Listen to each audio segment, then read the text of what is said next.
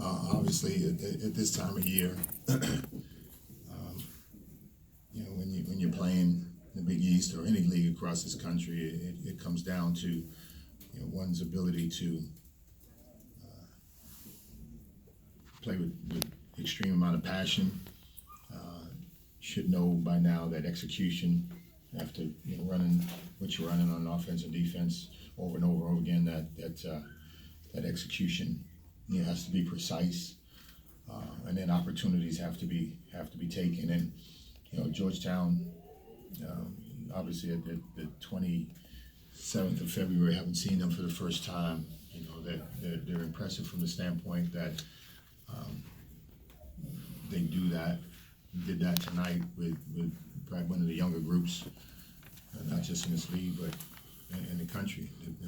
They've learned how to play well collectively, and they've also learned how to make individual plays on both ends. And so, I think that credit to Pat and what he's been able to do with this very young but talented group. How difficult is it to coach a group of guys who don't have many confident shooters? So you have to bludgeon everything into the rim, into the paint. How difficult is it to coach like that in today's basketball? Well, I've said this all year long, that the definition of how the game is played is so different than it was 10 or 15 years ago. And we started out the year trying to adapt to that and spreading the floor. And through a lot of different things that have happened to us, it's limited amount of people we play. It's a limited amount of perimeter shots that we get, and we've been able to fortify ourselves by switching up and going inside a lot. We didn't do a really good job at that today. Didn't do a really good job at it had for the last week or two. So, when another team comes out, even if they don't make them, with the threat and spreading the floor allows offensive players to play in space, and there's a number of teams, including Georgetown, that do that pretty well. And not having a couple of guys that we had factored in on, kind of hinders us just enough to be at a deficit sometimes. What about the growth of number 4? He kind of lets the game come to him. You don't run a lot of stuff for him, but he's still a very effective player.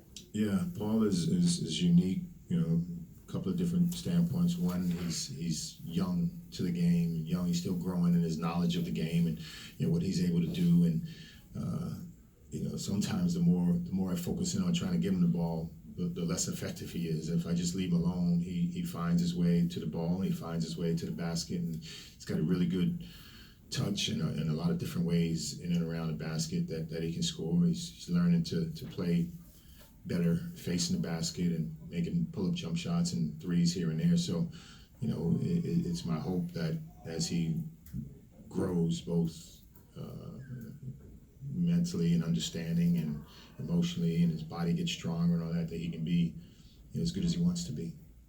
Coach, I'm sure you've been asked this before, but what do you make of the Big East this year? You guys are in a rough patch right now, but 2 wins against Seton Hall, win over ranked St. John's. Yeah,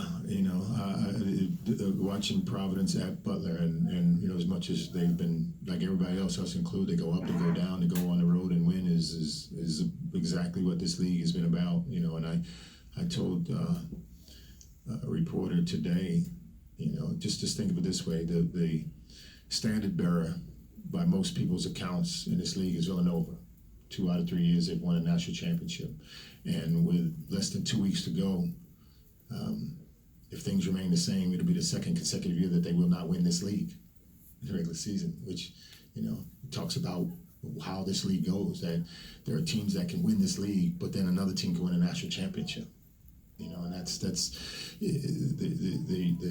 1 to 10 nature of competition in this league, is really difficult, and winning games as a result is even more difficult. And so, I was around 1986 when I walked into the Big East, and it was as formidable then and now in a very different way.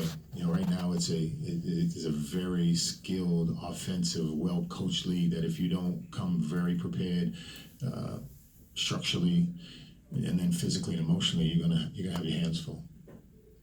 What do you think about the league scheduling where seemingly every team's, they've completed a bunch of season series, and then for instance, you guys get Georgetown twice in a week? Yeah, And I mean, my personal opinions really don't matter. I just, I'm sure I'll leave it to Lee and athletic directors to kind of ponder as to the reasons. It could, I think the easy answer is building availability or anything like that. But again, I don't know if I remember, and I haven't done the research that it has happened as frequent. Not just. I mean, this is the third time that that's happened to us, that we play a team, twice within the 7 to 10 day period, and now we're playing Georgetown end of February. I don't know if that's good. I don't know if that's bad either. I don't know. But it's just different. And I think, they have certainly their challenges. And I think not having teams play 3 consecutive road games is the biggest challenge that this league faces. And so when you try to monitor that the way the Big East office does, then some other things like this may be part of the solution. I don't know. But like I said, my opinion is just 1 in 10. And as I've learned in this game over a lot of years, you play the games that you schedule, and you try to do the best you can to win as many of them. That's the simplest and easy way to look at it. is it easier to prepare the second time around if you've played a team so quickly afterwards, or are there challenges? Depends on who wins.